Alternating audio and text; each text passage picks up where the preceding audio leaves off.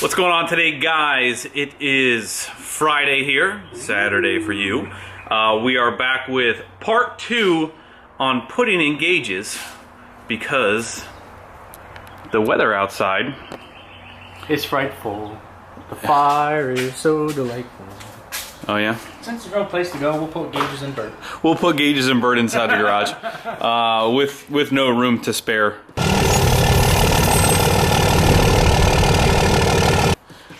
Yeah, like I said, it's been raining all day long. We have a tent set up there that might be getting busted out later to hopefully try and get some more work done on the first gen, but it actually stopped raining currently. It's picking up again. And it's picking up again now. So, but anyway, as you saw yesterday, and if you didn't see yesterday, go check out yesterday's video. We got all of the wires run in the cab, and now basically what we're going to do is take all of the sensor wiring and run it up to its appropriate spot. So we're going to start by taking off this pillar, and I believe we need to modify this bottom piece so some wires can come up through there for the double pod steering wheel column mount. Alright guys, so we've got everything laid out that we're going to need for the inside installation. Like I mentioned, these pack of wires that they give you are generic. They're all the same. These are the clips that plug into the back of the gauge. I'll show you guys. These go a certain way, so there is a certain way you want to plug those in and splice the wires into that, so it installs a lot easier. The EGT probe, which is not in yet, fuel pressure sensor, which is not in yet, just because we're waiting to do the air dog install, waiting for the steed speed, the triple pillar mount, and the dual steering column mount. I always mess that up. Yeah. So on the instructions here, you'll be able to see, so your black, green, red, yellow. These are all 3 wires that are coming from the sensor into the cab. The generic wiring right here is going to be your ignition, so key on power, your dimmer, which is on your actual headlight switch, and basically a ground wherever you want to ground the gauge. Now, like I mentioned before, seeing that there's 2 gauges here, 3 gauges here, there's no need to run each individual gauge on its own separate, 5 ignition wires, 5 grounds, 5 dimmer wires. There's no need to have 5 wires going to each source. Basically what they call that in here is daisy chaining, and what I usually do is I have 1 ignition wire, 1 dimmer wire, and 1 ground wire going to each location. And what that will do, they daisy chain each other. That way it's a lot easier as far as keeping a nice, neat, clean wiring job. Power on. Okay, so basically the way that they have you attach the wire, you can see, here's the picture. So basically your red, orange, and black are this right here. These are the sensor wires coming into the cab, which then splice into, let's see if it focuses. There we go, splice into that. This is the installer tool where, so if you have the 3 wires, say these were,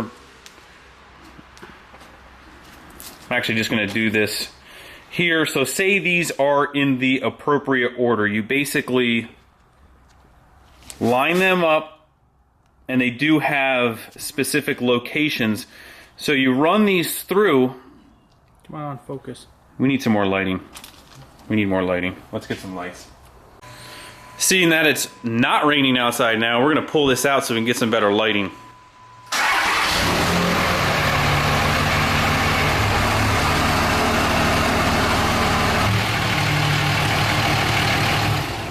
Alright, so where was I? Basically what I was saying is, so these are the 3 power, dimmer, ground switch, and then you would have your sensor wires basically in the next 3 keyways. And then what you're going to do is you're going to take this orange piece, and while these stay in the appropriate slots, it's kind of hard, basically put that on top of there. See if it focuses, just like that. And what you do then is then squeeze that down, and that pushes them in that splice connection. So the whole goal is to get these wires down to where they need to be and the sensor wires up to where they need to be in the cleanest way possible. Connect them in the appropriate slots, and you can see on here, where is it? Yeah, they show you for each one, but it's pretty much almost the same. Now, what you need to pay attention to is in this picture, you can see that the slots are faced up, which it needs to be held just like that. And that's the order that they need to be in. So if you're holding it like this, upside down, and put those wires in, then what you're gonna have to do is flip it. Actually, I don't even think it works that way, but basically this plugs into the gauge a certain way, and you can see right down here in this figure, the slots have to go in the up position. Can you get it? The slots have to go in the up position and push in like that. Now, what you don't want to have happen is having your wires come up like this, because when you go to push that in the pod like this, if those wires are up like this instead of down like they're supposed to be, it's going to make putting that in, and you're really going to have to bend these wires. So you want to make sure you do the orientation correctly so that the wires all come down. It's easy to mess up. I mess it up all the time myself. So just another tip there as well. All right, so like I mentioned, there's just 2 Torx small screws that hold that in, maybe 3. That's the top of your factory one, which basically this fits right over top of. And what we're going to do is just drill a hole, kind of centering here, centering here. This just double side tapes and then goes right back down, so we can run the gauges. Your factory pillar one is just 2 10mm bolts, and that just pulls right down. This takes the place. Uno, dos. Pulls, little clips. This takes the place of that and really is only held in by 1 longer screw, and then this kind of fits down in there. All right, so what we've done is Jesse, well, first let's start with this. We got holes drilled in the bottom of this for wires to come up through there. Jesse has determined that he wants the boost sensor and the pyro EGT sensor to come up to the column. So what I did was, these are, like I mentioned before, your power ground wires. I made this little harness, basically has a splitter, and then they're all joined into one. Now, I just want to say, I'm sure there's going to be electrical engineers and other people who may have a better, more scientific approach to this, but this is the easiest, cleanest. That's the way I've installed gauges on that truck, that truck. I've never had one single issue, so it is what it is. There's many ways to skin a cat, but this is just how I do it. This is the easiest, cleanest way. So what we're going to do from here is, you know, these wires are going to come up through here for each gauge. I'm going to loom the rest of this, and basically I'm going to make a harness just like the triple pod for that one, and it's going to be staggered. You'll see, you know, one here, you know, the other ones are going to be down here. We're going to segment it all, and I'll show you guys how to do that as well. But this is pretty easy. Just get what you need. Really, I solder everything. There's no butt connectors, which is another, you know, solder versus whatever it does resist. Well, anyway, so we're gonna loom this, and what I'm gonna do underneath here, so you can kind of see all the wires came through on those 2 separate looms. I'm going to separate. Now that we're inside the cab, I'm going to separate those looms and then re-loom them in the groups that they're going in. So, like these are the, these are the boost, these are the EGT. I'm going to separate them from up there, re-loom them closer to here. That way everything looks a little cleaner. And then the rest of the gauges that are going to be going up, they're going to get re-loomed in one. It basically can be fished right alongside here, kind of come up through here, and then kind of come up right in the opening in this hole, and can kind of come right up along here. So that's what we're going to do. We're going to separate the wires, relume them, loom this harness, make another harness for up here, which I'll show you guys, and then start getting everything hooked up and connected. I think the last thing we're gonna do is, you know, attach these to where they need to be. You know, a ground, the dimmer. The dimmer is actually right behind here. Obviously, this is your dimmer switch. Each truck is going to be different. So, but on these third gen Dodges, the dimmer, yeah. The switch is right behind here.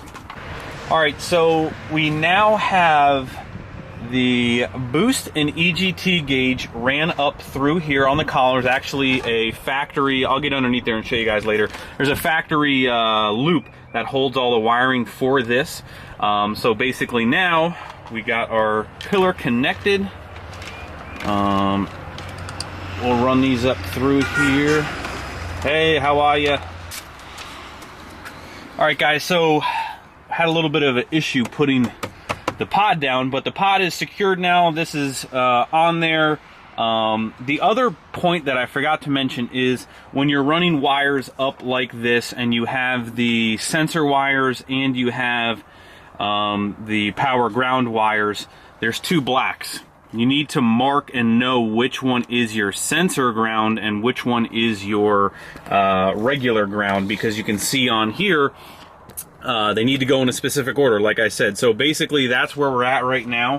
What we're gonna do is, you know, according to the chart they have here, and basically it's easier just to not look at that, hold it up like this, and kind of go by what the colors are.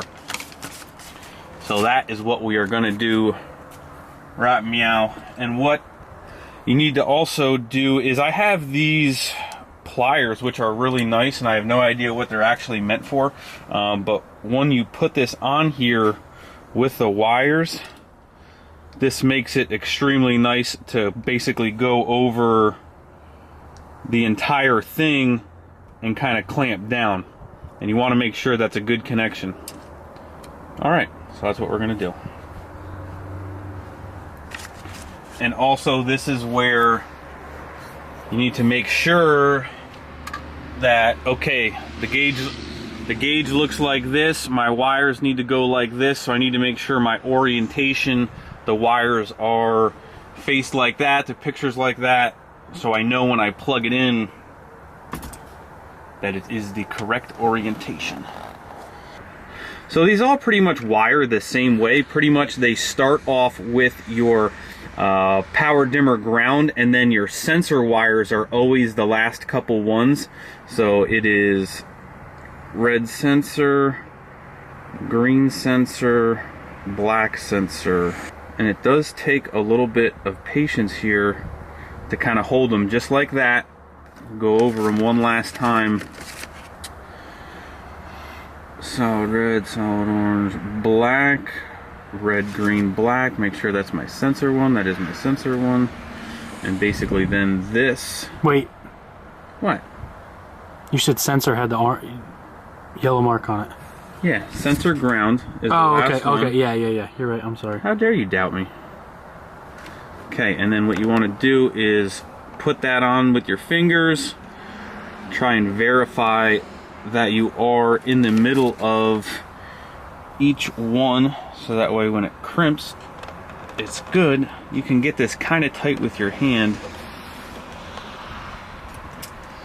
Take your little clippers here, which are not in the correct one down.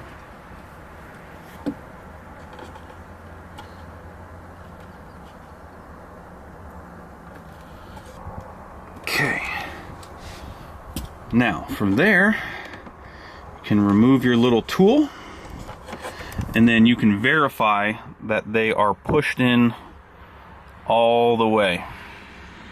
That's what you want. And then basically, the way they finish them is this tab here slides.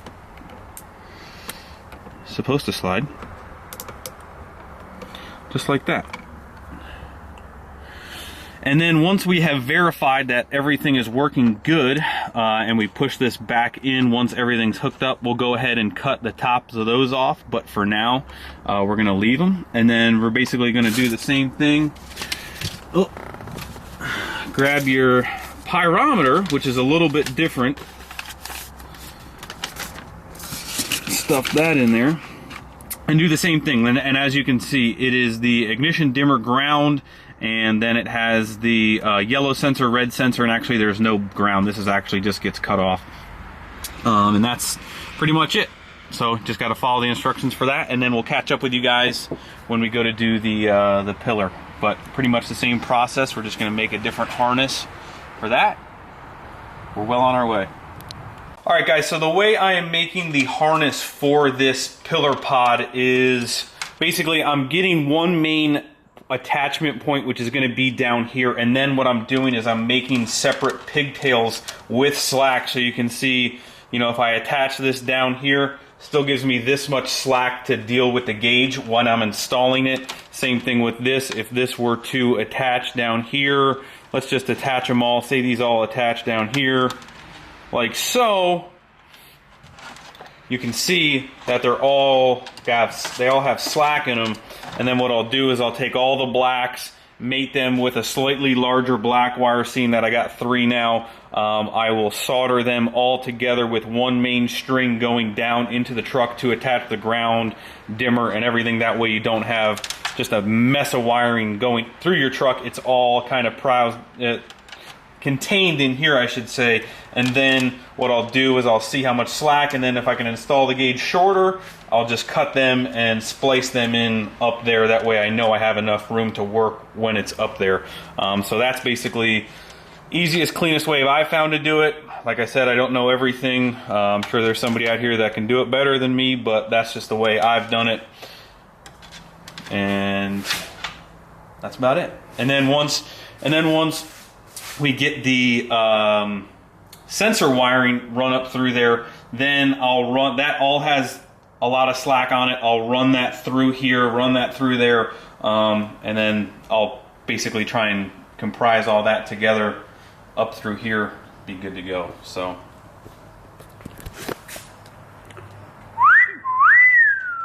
all right, so basically, Wiring man. So this is pretty much the finished product. You can see got each individual gauge, a little bit of extra slack, run down into one singular thing. That's pretty much it. So we're gonna go through, actually next step is bringing up the sensor wires through the truck, running these down through the truck, and then these will tie into the other dimmer, ground, and power, and one central location. Alright guys, just wanted to give you a look here before we button it all up.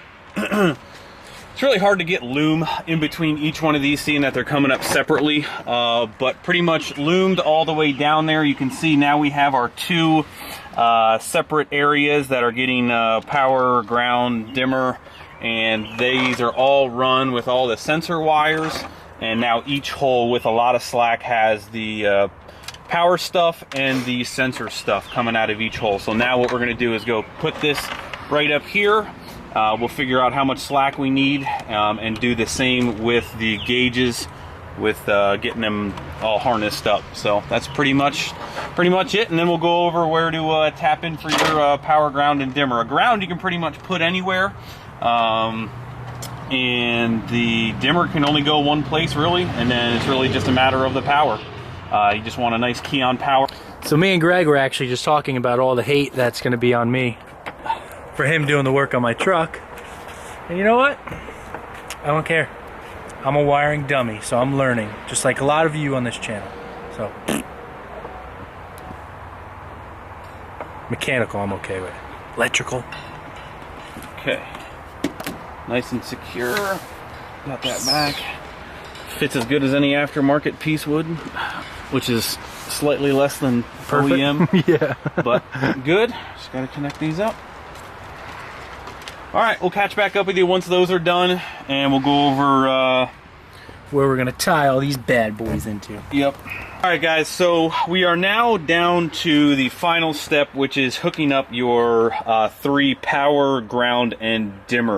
Now you don't need to get to the dimmer. Obviously, it's in your headlight switch here. Obviously, it's for 3rd gen guys second gen guys, you know, good luck, you're on your own. But you don't have to take this off or get this off. You don't even have to take the switch off. Basically, if you remove this side panel, which you can see our wires are actually run through here that went down, you can actually reach underneath here and unplug the switch just like that from the back here. Now, the dimmer switch is the orange wire with a brown trace. So that's what we're going to hook the dimmer wire up to. The ground, you can pretty much just find any ground underneath. There's plenty of grounds that are mounted to the firewall. You know, just make sure it's a good solid ground.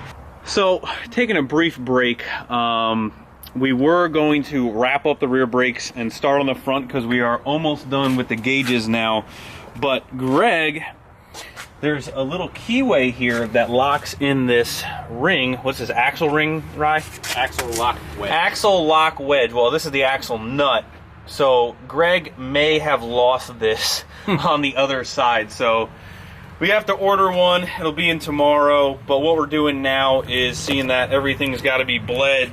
We're cracking the bleeders, letting them gravity bleed because the brakes are done, the wheel cylinders are on. There's no light when you're shining it down. He is a bad cameraman. You're fired. You are fired. So we're letting it gravity bleed because the brakes are done. Like I said, all we have to do is basically torque that axle nut to spec and throw a new wedge in. Actually, we got 2 new rings too because we reused the old ones, which we're going to change now.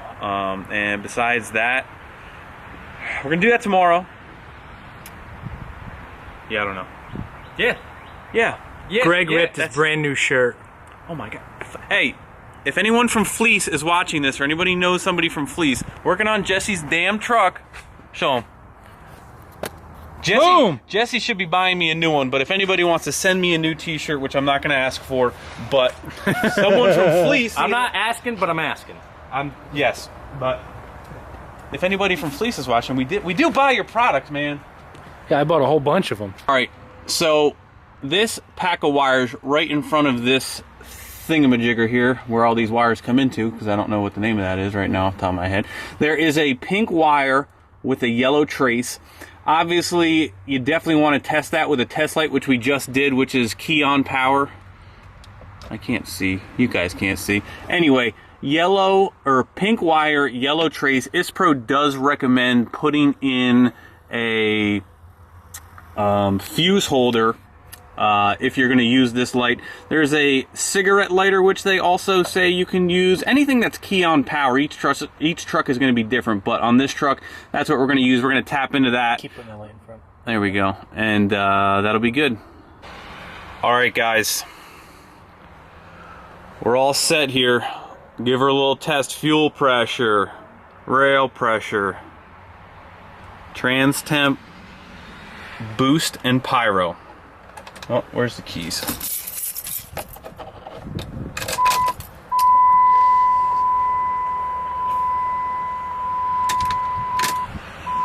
We have light. Turn the headlights on. All the lights work.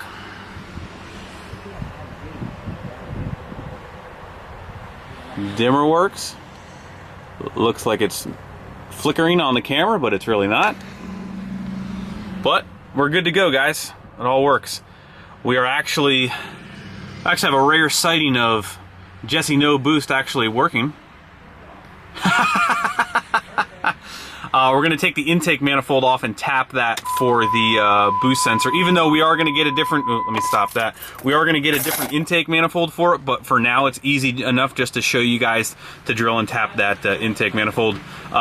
Greg A over here did have a intake manifold gasket in stock, so we are going to do that. I'm so excited to use this. You're so excited to do something today? Yeah. They're not 11s. They're 10s. They're 10s, guys. This is an 11. Alright, so if you're unfamiliar with drilling and tapping sensors, most of them are 8th NPT, which good old Ryan over here looked up. 5/16 drill bit is the appropriate size for that tap. So that's what we're going to use.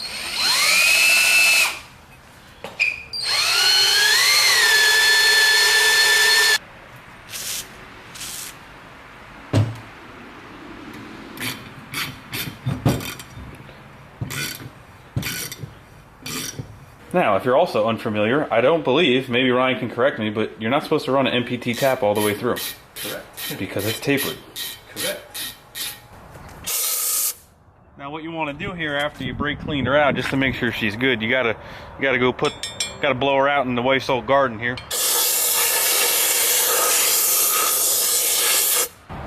UPS man, always a good man to see. Got them there gauges all hooked up. Yep. Got it all loomed together. She's good to go. I think that's it. That's it for today on Bert. That's it for today, pretty much, period. Yeah, I think so. Oh. Bye, no boost!